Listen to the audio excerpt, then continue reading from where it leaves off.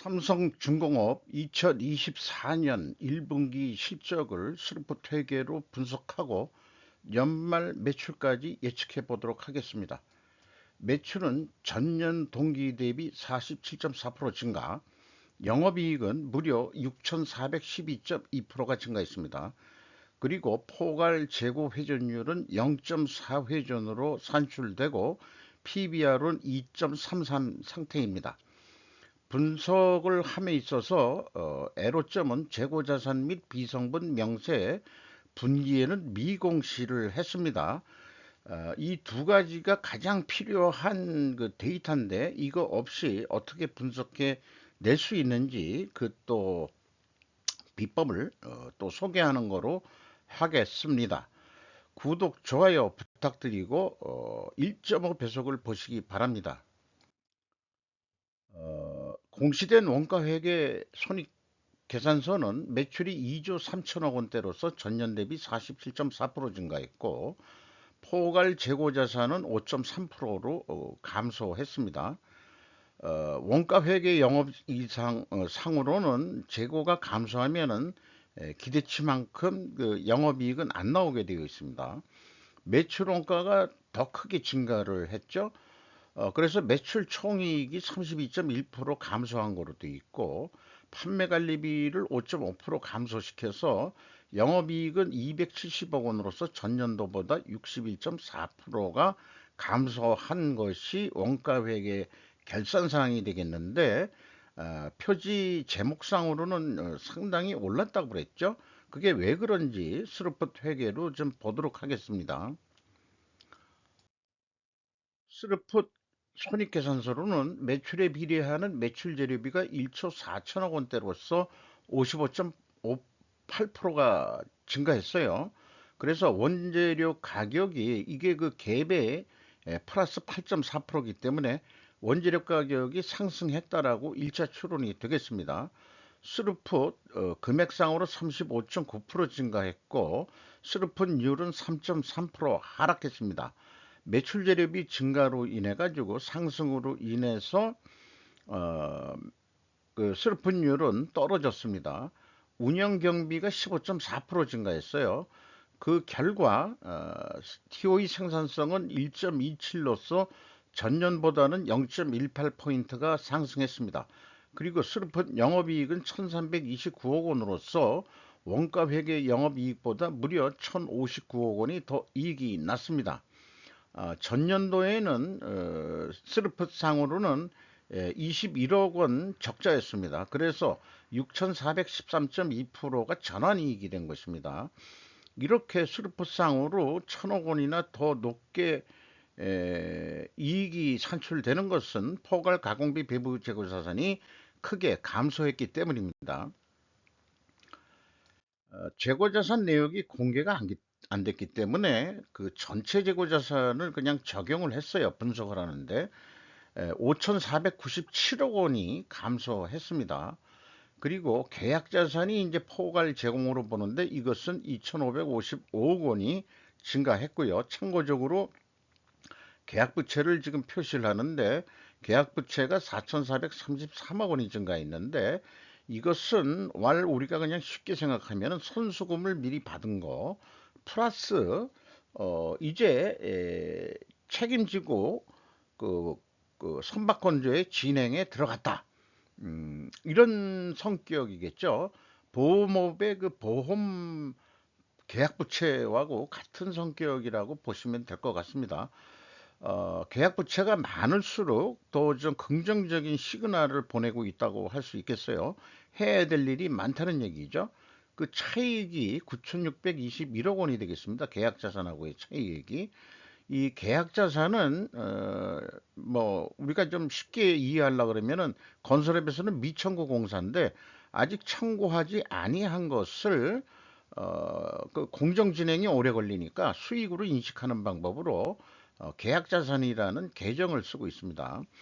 한마디로 미래의 이익을 현재에 가져와서 이익이 나는 것처럼 계산을 하고 있는 거죠. 저는 그 반대 입장입니다만은 회계 기준에 그런 게 있으니까 이익이 되는 방향으로 결산을 하겠죠. 삼성중공업은 분기 공시에는 재고자산 명세를 비공시했다. 분석을 위해 전체 재고자산을 반영했다라고 말씀드린 바 드렸고요. 수주잔고 표시액은 미리 앞서서 그 HD 현대중공업 어, 내용을 방송을 했습니다만은 현대중공업에 가서 좀 배워왔으면 좋겠어요. 수주잔고 표기 방식은 회계기간이 반영이 되지 않은 적급 수준이다. 이렇게 좀 평가하고 싶습니다. 비용의 성격적 분류 내용도 비공시를 했습니다. 그러면은 이걸 어떻게 분석해냈냐? 작년도 가공 비율을 보면은 36.1%였어요.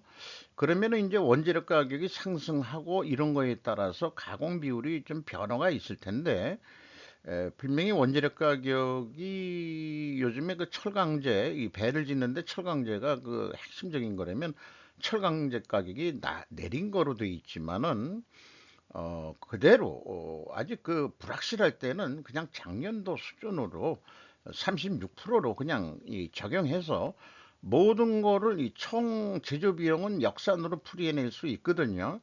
이거에 의해 가지고 이제 이 36%를 1조 9천억 원의 총 제조 비용의 36%면은 6,941억 원이니까 여기에서 판매 관리비를 더하면은 운영 경비고 전체 금액에서 운영 경비를 빼면은 이 재료비가 나오게 되고 재료비에서 전체 재고 자산의 증감액을 빼주면은 원재료 매입액이 나오게 역산풀이를 이렇게 해 나갈 수 있습니다. 그러나 실제 그 가공 비율이 얼마인지는 불확실하기 때문에 삼성중공업의 스루풋 분석은 오차가 분명히 있을 거다.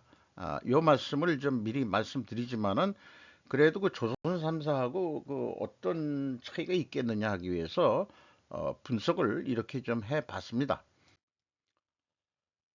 1차, 2차 그 단계는 검증의 그 필요성이 없죠. 제가 맞춰준 숫자이기 때문에. 그래서 현금 흐름표 기준 전체 재고 자산의 증감액은 별도로 분석을 하게 되겠는데 이걸 현금식으로 읽으면은 현금이 908억 원이 들어왔으면 재고가 908억 원만 감소하면 되는데 무려 5,497억 원이 감소가 됐어요. 어마어마한 숫자죠. 차액이 4,589억 원의 재고가 어디론가는 없어졌다. 음, 그러면은 재고자산 평가 손실 이게 이제 마이너스면은 이게 현금 흐름표의 마이너스는 환입을 또 잡았던 얘기거든요. 그러면은 5,400억의 그 현물 재고가 어디론가 없어졌어요. 이 정도 금액이면은 분명히 삼성중공업이 어떤 그 자회사 사업 부분이 분명히 다른 데로 넘어갔을 것 같아요. 그러니까 이런 그 재고가 그 이 별도로 독립된 회사라든지 또는 양도한 그런 사업이 있다 그러면은 글로 넘겼을 거라고 이렇게 추정은 됩니다. 그런데 분기 보고서에는 어떠한 친절한 설명도 없어요. 이렇게 제가 그냥 추정만 할 따름이죠. 이런 거로 봐서 그 재고자산 회계 투명성을 보증하기는 어렵죠. 그렇게 생각이 됩니다. 계약자산 증감액도 크게 차이가 있습니다. 이 현금 흐름표상으로는 계약자산이 현금이 1,330억 원이 나간 거죠. 그러면은 1,330억 원만 증가하면 되는데 2,550억 원이 증가했단 말이죠. 그러면 1,225억 원대는 요거는 이제 일본 말로 훅가시 그 부풀려 가지고 매출을 더 인식하는 그런 거 아니냐 이렇게 오해를 하게 됩니다. 계약 부채는 그 오히려 그 이 차이가 작은 걸 보면은 이런 거는 분명히 특별 원인이 뭔가 있을 텐데 이 계약 자산이 이 정도 틀린 것은 분명히 요거 뭔가 좀 이상하다 이게요. 매출을 더 좀 부풀렸지 않겠느냐. 그래서 뭐 어제도 오늘도 계속 주장하는 것은 재고 흐름으로 공시를 해야 된다 이 말이에요. 그렇게 해야 되고 계약 자산도 이런 흐름식으로 해줘야 될 겁니다. 참고적으로 그 지난 토요일 날 제가 학습한 내용인데 TOC ICO 웨비나 2023년에 이 여성분이 그 제약 이론의 창시자인 골드레 박사의 딸인데 이런 표현을 하고 있습니다. 흐름을 개선하는 것이 모든 운영의 첫 번째 목표입니다. 이런 흐름식으로 하면서 선박 홍정 그름의 개선은 재고 흐름으로 측정할 수 있을 것이다. 저는 그렇게 봅니다. 그래서 이런 식으로 해가지고 좀 공시를 해야 되지 않겠냐 이런 얘기고요. 아까 그 36.1%의 그 가공 비율은 작년도 실적인데 가공비를 산출해 내 가지고 판매 관리비가 있으면 운영 비용에서 판매 관리비를 빼면 가공비가 나오고 총 제조 비용은 아까 그 산출한 금액이 있죠. 그러면 36.1%가 나온다는 얘기예요. 경영평가 지표로서 이건 포괄 회전율인데 0.4위전으로 상승했어요. 근데 스루픈율은 떨어졌거든요. 이렇게 역방향이면 분식회계 개연성 가정을 세웁니다. 나머지 거는 다 생략하겠습니다. 뭐 레버리지율이 그냥 39%, 한 40% 선으로 그냥 어느 정도 균일하게 유지가 되고 있고요.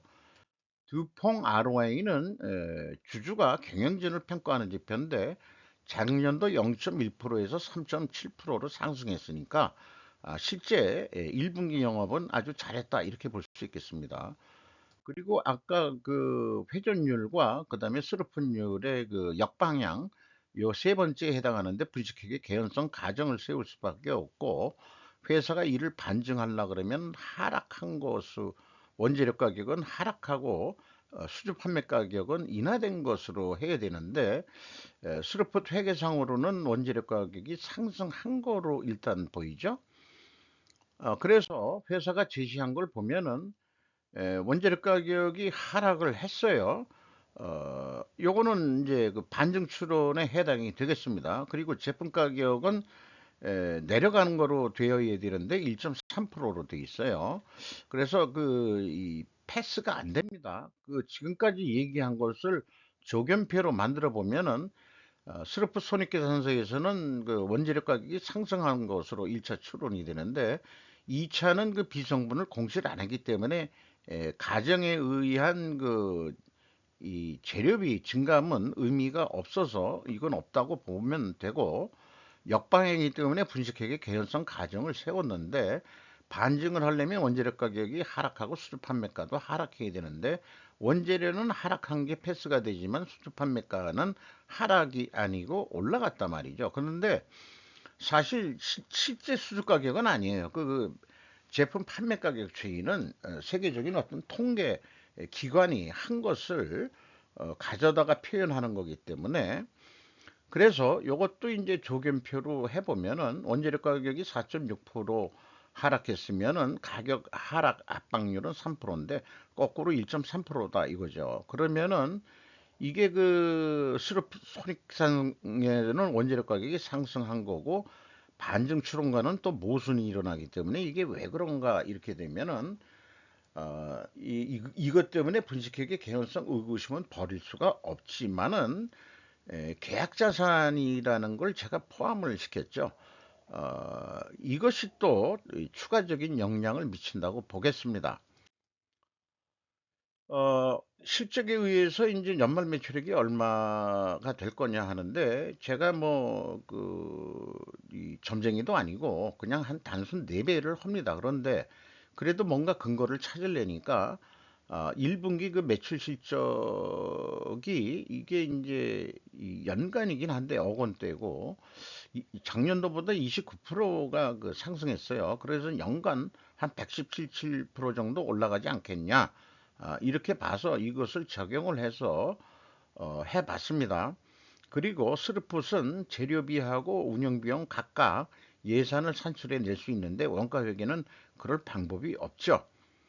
그래서 원가회계상으로 먼저 하면은 317%를 모두 똑같이 적용하고 재고도 5% 감소한다고 봤을 때 7조 6천억 원대를 하지 않겠냐 이렇게 이제 예산을 할 수 있겠고요. 실행 결과는 어, 이게 이 회계상으로는 7조 6천억 원인데 영업사고 방식으로는 우리 재고가 감소하고 뭐 이런 건 모르겠다.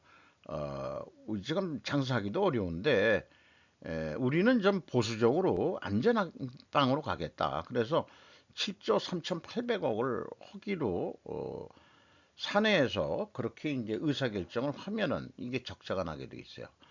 아니 그래서 7조 6천억을 해야 이익이 난다고 재무회계에서 그렇게 주장하는데 그러면 이제 이 영업의 입김이 팍 떨어지는 거예요. 음, 그래서 에, 이렇게 되면 안 되니까 영업이 이제 스트레스를 받는 거죠. 그래가지고 공장장하고 얘기해서 지금 그 공사 진행 중인 거, 선박 건조 중인 거 빨리빨리 끝내서 추가 매출 인식을 좀 하자. 그래서 7% 정도 높게 노력을 하면은 한 천억 원대.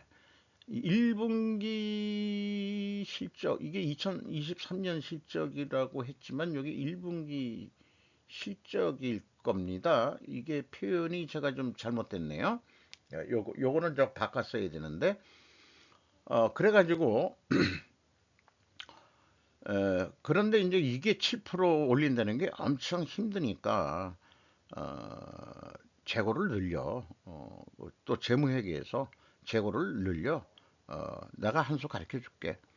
지금 경영 못한다고 압박받잖아. 그러니까 제공품을 좀 늘리라고 그러고 그다음에 우리가 결산할 때 계약 결산을 좀 후가시켜 줄게.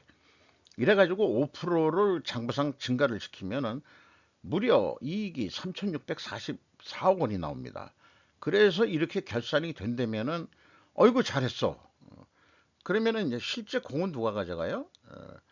속으로 재무회계들이 나 없이는 안 되지. 아무리 뭐 지들이 날고긴도 엔지니어 기술자라 그래도 내가 이렇게 뒷배를 봐줘야 되는 거야. 이렇게 재무회계들이 이 세력, 권력을 얻습니다. 이게 원가 회계에서 만들어진 원가 세력, 원가 회계 세력들의 아주 비밀 무기가 되겠습니다. 이거 가지고 부식회계까지 다 자행을 하죠. 자, 스루포트 회계는 그런 재무 회계의 장난질, 권력을 없애는 방법입니다. 가공비 배분을 안 하죠. 이것도 다 317% 하면은 무려 9조 6천억 원이나 큰 돈이 나오게 돼 있어요. 자, 스루프 사고방식으로도 하면은 이 정도 충분히 가능하다. 이렇게 보는 겁니다. 똑같이, 거의, 아니, 똑같이 나오죠? 음. 그래서 9조 6,800억을 할 수 있다. 그러면 이익이 아무 뭐 재고 증감이고 나발이고 그런 거 없이 5,500억을 할 수 있다. 거기다가 포괄 회전율을 5.6%, 1.8%더 회전을 더 해보자. 이건 연간 예상입니다. 1.7 회전은. 그러면은 10조 원을 넘길 수 있다. 이렇게 야망찬 목표를 가지고 하면은 삼성중공업이 7,643억 원까지 이익을 낼 수 있을 거다. 이렇게 저는 감히 주장하고자 하는 바입니다.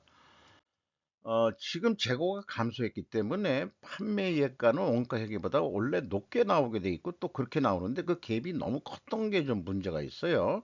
삼성중공업은 그게 5,400억이라는 재고가 어딘가 날라갔기 때문에 그게 불투명해서 좀 그런 원인도 있다고 봅니다.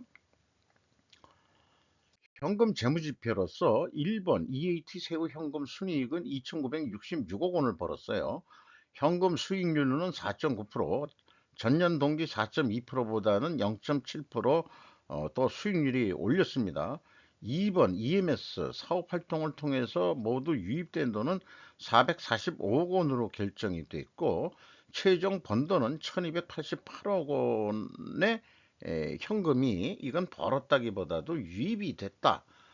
이렇게 얘기를 해야 될 것 같습니다. 왜냐하면은 그 비유동 자산에서 이 플러스로 1413억 원이면 감가상각비로 이 금액이 줄었다는 뜻이 되겠습니다. 그리고 종속기업 비율이 너무 높아요. 80%로. 이게 뭐가 분사화돼야 될 상황 정도 아니냐. 이 정도면 삼성중공업이 이 종속기업을 50%만 넘어도 중간 지주회사 성격 정도 되거든요. 이 종속기업 비율이 너무 높다. 그래서 어디에 그렇게 종속기업이 많은지 그것까지는 찾아볼 시간이 없었어요. 어, 프리캐시 프로 뭐 전통적으로 그냥 잉여 현금 흐름으로 불러왔는데 그게 일본 애들이 만든 게 어휘가 돼가지고 저는 자유 현금 흐름이라고 표현하고 싶어요. 채권자가 1171억 원을 추가로 더 빌려줘서 39.6%로 이 레버리지율이 올라갔습니다. 이익 배당 염두에 감히 염두에 둘 수가 없는 그런 상황이고요. 주가는 9,920원으로서 2023년도 1분기보다 4,750원이 상승했습니다. PBR로는 2.33. 여기 제가 빨간 것이 그다음 임팩트 1, 임팩트 2는 미래가치 지수로 개발한 건데 다 플러스 65.6%, 73.6%로 상승을 했습니다만은 요 정도 올라가면 되는데 주가는 더 올랐다. 저는 그렇게 이제 해석을 합니다. 삼성전자가 15.23%, 국민연금이 7.6%, 외국인이 27.3%로 들어와 있습니다. 삼성전자 국민연금공단 더해도 20, 한 3% 가까이 되는데 외국인들이 더 지분을 많이 가지고 있는데요. 이게 외국인들의 입김이 세질 수밖에 없는 그런 상황이 될 수도 있겠습니다. 이상 삼성중공업 1분기 실적을 마치도록 하겠습니다.